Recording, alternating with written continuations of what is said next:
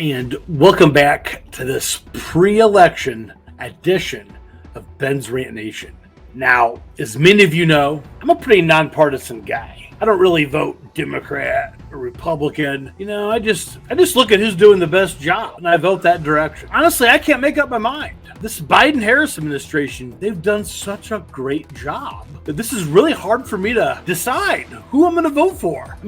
Take, for instance, the economy. Yesterday, the job numbers came out for October. Turns out we created a record-setting 1,200 jobs last month. When's the last time that's been done? Pretty impressive.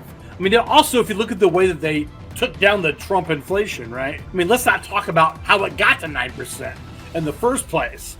But they took it from 9% all the way down to like around 3%. Next, let's talk foreign policy. Let's face it, there couldn't be a bigger difference between the two candidates, Trump and Harris, than foreign policy. I think Biden-Harris has done a pretty good job, and I'm looking forward to going headfirst into World War III. It's about time we showed the rest of the world what's up. Kamala Harris might be the perfect commander-in-chief to make that happen. We've never looked stronger on the world stage than when we exited Afghanistan. Now that was some masterclass level stuff right there. Women's sports. Honestly, I kind of agree with Biden-Harris here on women's sports. I think we need more dudes in women's sports. How else are we going to break all these weightlifting records? Let's get some more biological men competing in women's sports. It'll just help make the women better.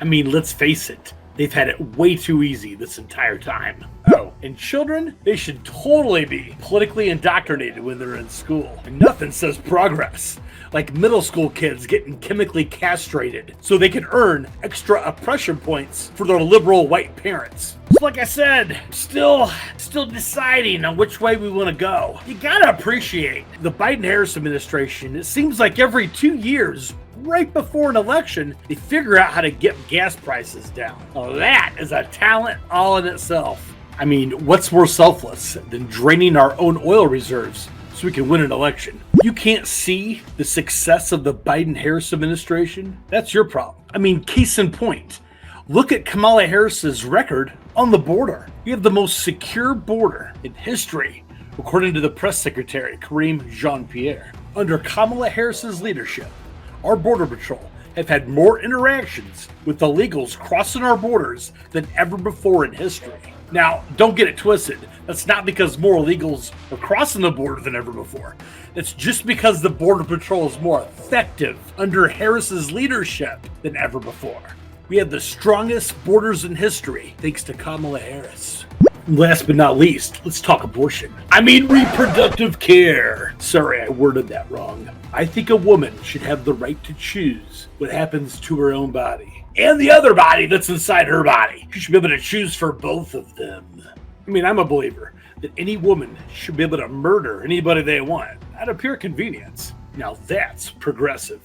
And by the way, it shouldn't be left up to the states either, where people actually get to vote on it by exercising the democratic process. No. It should be a federal right in all 50 states. It should be abortion on demand, no limits, and if you don't have a uterus, you don't get to have an opinion. You just get to pay for it. So those are the key issues that I've been thinking about, and I just don't know.